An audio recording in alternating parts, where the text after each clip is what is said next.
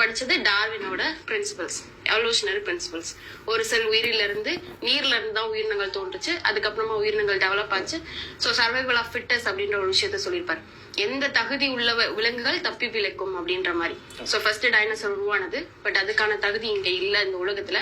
அதனால அது வந்து டிஸ்ட்ரக்ட் ஆயிடுச்சு. அண்ட் உயிரினங்கள் இப்படியே எவால்வ் ஆயிட்டே வந்ததுல கடைசியில மனிதன் அப்படின்ற ஒரு எவல்யூஷன்ல அடைஞ்சான் அப்படின்றது அவருடைய பிரின்சிபல். ஸோ இதை வந்து உலக ரீதியா எல்லாருமே அக்செப்ட் பண்ணிக்கிட்டாங்க.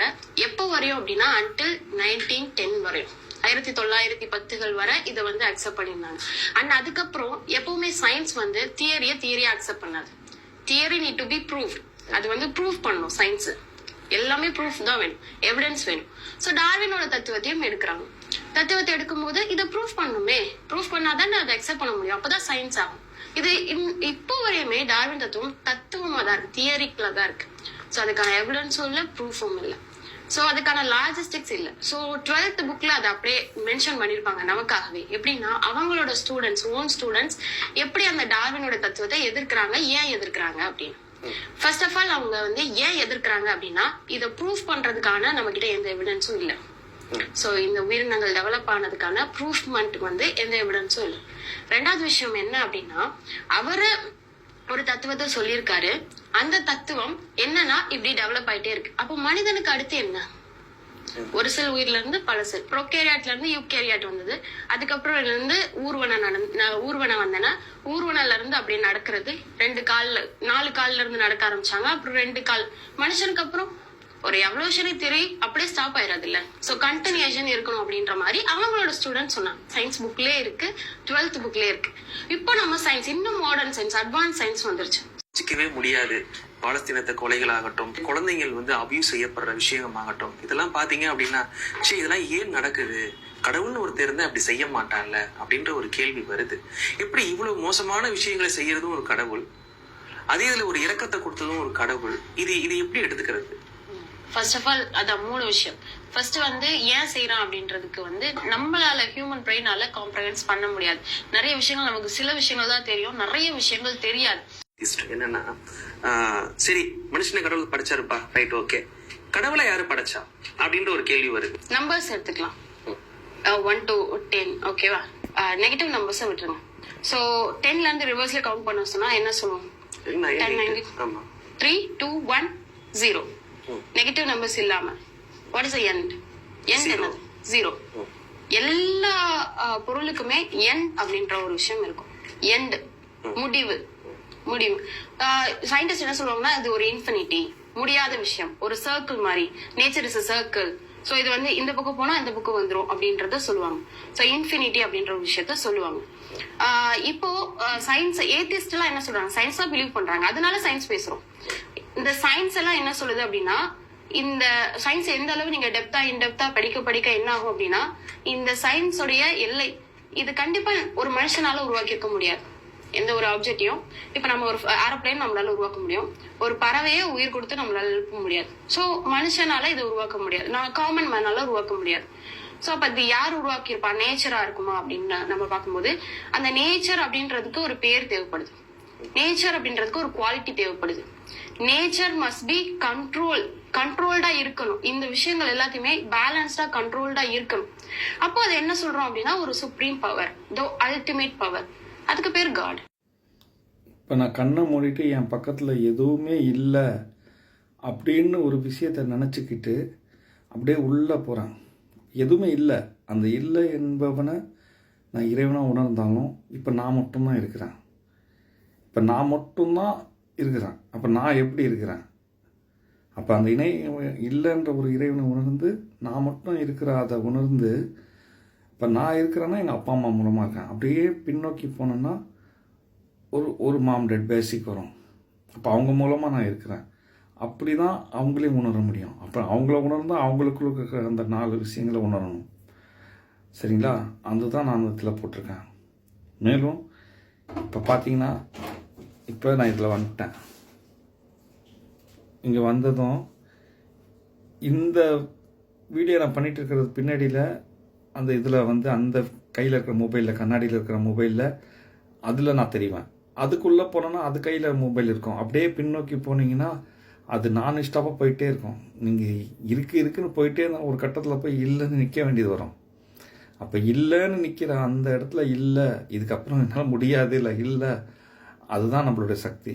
அதுக்கு மேலே இல்லைன்னு நம்ம நிற்கிறோம் பாருங்கள், அதுதான் நம்ம சக்தி. இதை புரிஞ்சுங்க. அப்போ இல்லைன்னு ஒரு விஷயத்துக்கு வரும்பொழுது தான் அங்கே இறைவன் இருக்கிறான். அப்போ இல்லைன்றவனால எப்படி இருக்க முடியுதுன்னா இறைவனால் எல்லாமே முடியும். இறைவனால் முடியாதது எதுவுமே இல்லைன்னு சொல்லுவாங்கள்ல. அப்போ அவனால் இல்லாமலே இருக்க முடியும். அப்படி அவன் இல்லாமல் எப்படி இருக்கிறான்னா மாம்டேடு மூலமாக இருக்கிறாங்க, நான் இருப்பதால் இவங்கெல்லாம் இருக்கிறாங்க. அப்போ இவங்களுக்கு என்ன தேவை அப்படின்ற ஒரு விஷயத்தை தான் புரிய வைக்க வீடியோ பண்ணுறேன். தொடர்ந்து பாருங்கள், உங்கள் நன்மைக்கு தான். நீங்கள் இதை பார்த்தீங்கன்னா நீங்கள் நரகத்துலேருந்து தப்பிக்கலாம். இல்லைன்னா ஏற்கனவே நரகத்தை அனுபவிச்சுட்டு வந்தோம், மறுபடியும் அனுபவிக்க போகிறோம், அவ்வளோதான். அது எவ்வளோ கொடுமையானது வாழ்கிற வாழ்க்கையிலே புரிஞ்சுக்கலாம். இப்போ ப்ராக்டிக்கலாக காட்டினதான் நான் இங்கே எழுதியிருக்கேன். அப்புறம் இது என்னென்னா எல்லாம் கடவுள்கள்.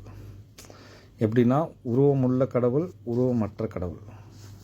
இதை பார்க்கறதுக்கு ஒரு விசித்திரமாக இருக்கும் பாருங்கள். இப்போ ராமன், கிருஷ்ணன், குலதெய்வம் அப்படின்னு எத்தனையோ கடவுள் உருவம் இருந்தாலும் அது இருக்கட்டும், அது உருவம் இருக்குது. இப்போ உருவம் இல்லைன்னு சொல்கிற கடவுள் கூட பார்த்தீங்கன்னா பேசுகிறதுக்கு வாய் இருக்கான், கொடுக்கறதுக்கு கை இருக்கும், கேட்குறதுக்கு காது இருக்கும், பார்க்குறதுக்கு கண் இருக்கும், அதுதான் மிகப்பெரியவன் அப்படின்லாம் வரும். ஆனால் உருவம் இல்லை. இப்படி ஒரு கடவுளுக்கு நடுவில் நான் ஒரு கடவுளை உங்களுக்கு காட்டுறேன். அதாவது இந்த இடத்த பிளாண்டாக வச்சுங்க, இல்லைன்னு வச்சுங்க. அதான் நோ, இல்லை, nothing, not, dark, yeah, white. இதை நீங்கள் கற்பனை பண்ணிக்கலாம், வெள்ளையாகவும் கற்பனை பண்ணிக்கலாம்.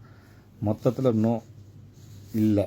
இந்த இல்லைக்கு அப்புறம்தான் இருக்கிற அந்த விஷயத்தை நான் எழுதியிருக்கேன். நான் இருக்கிறதால மாம்டேடு இருக்கிறாங்க. அந்த மாம்டேடு அந்த இல்லை என்ற இறைவனுக்கு மன்னிப்பு கேட்குறாங்க. நேற்று இன்று நாளை உலக மக்கள் அனைவரும் பிள்ளைகள்.